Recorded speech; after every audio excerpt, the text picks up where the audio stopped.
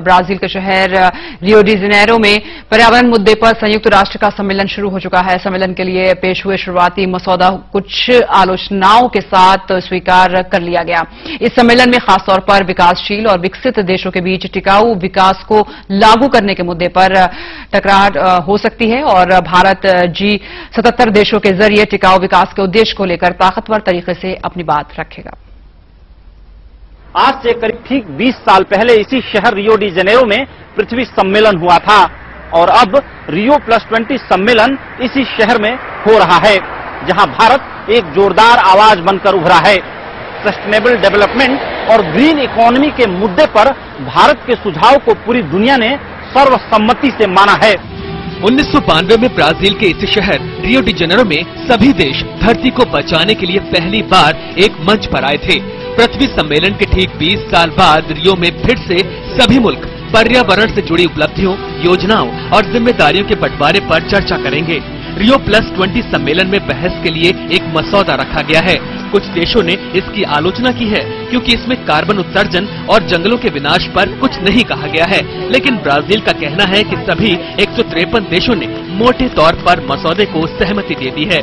भविष्य जैसा हम चाहते हैं, ये नाम है उस मसौदे का जिसमें Rio+20 में बहस होगी। भारतीय प्रधानमंत्री मनमोहन सिंह, अमेरिकी विदेश मंत्री हिलेरी क्लिंटन इसमें शामिल होंगी। माना जा रहा है कि विकासशील और विकसित देशों के बीच टकराव इसी बिंदु पर होगा क्योंकि यहीं से विकासशील और विकसित देशों की जिम्मेदारियां तय होंगी। रियो में पुराने मिलेनियम डेवलपमेंट गोल की जगह टिकाऊ यानी सस्टेनेबल डेवलपमेंट ले लेगा। विकासशील देश इस मकसद को पूरा करने के लिए विकसित देशों खासकर यूरोपियन यूनियन से आर्थिक सहयोग मांग सकते हैं, लेकिन यूरोप इस पर अड़ सकता है। हालांकि भारत सहित G77 के देशों की स्थिति मजबूत नजर आ रही है। भारत ने अपने रुख को पहले ही साफ कर दिया है कि वो विकसित देशों के कार्बन उत्सर्जन सीमा से जुड़े एक तरफा नियमों को स्वीकार नहीं करेगा। भारत की पर्यावरण मंत्री जयंती नटराजन ने महात्मा गांधी के एक कोट से अपने शानदार भाषण की शुरुआत की। श्रीमती नटराजन ने कहा कि महात्मा गांधी ने कहा था कि पृथ्वी पूरी दुनिया की जरूरतों को पूरा कर सकती है, लेकिन एक आदमी के लालच को पूरा नहीं कर सकती। साथ ही उन्होंने ये भी कहा कि पृथ्वी का प्राइवेटाइजेशन नहीं किया जा सकता। लिहाजा जहां एक तरफ मेल्टिंग इकोनॉमी है तो दूसरी तरफ मेल्टिंग एनवायरनमेंट भी है और इसमें बीच का रास्ता निकालकर हमें हर हाल में पृथ्वी को और पृथ्वी के वातावरण को सुरक्षित रखना है।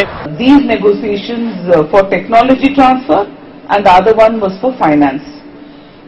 Both these Indian proposals received strong support from G77 countries, including from Africa, LDCs and small island states. And we now need to collectively ensure that these mechanisms are operationalized and deliver effectively for developing countries. यहाँ पर्यावरण को बचाने और इससे पैदा हुई चुनौतियों से निपटने के लिए आम सहमति बनाने की कोशिश होगी। मोटे तौर पर आर्थिक विकास के उच्च स्तर पर पहुँचे देश पर्यावरण के मुद्दे पर बराबरी का हक चाहते हैं, जो विकासशील देशों को मंजूर नहीं है।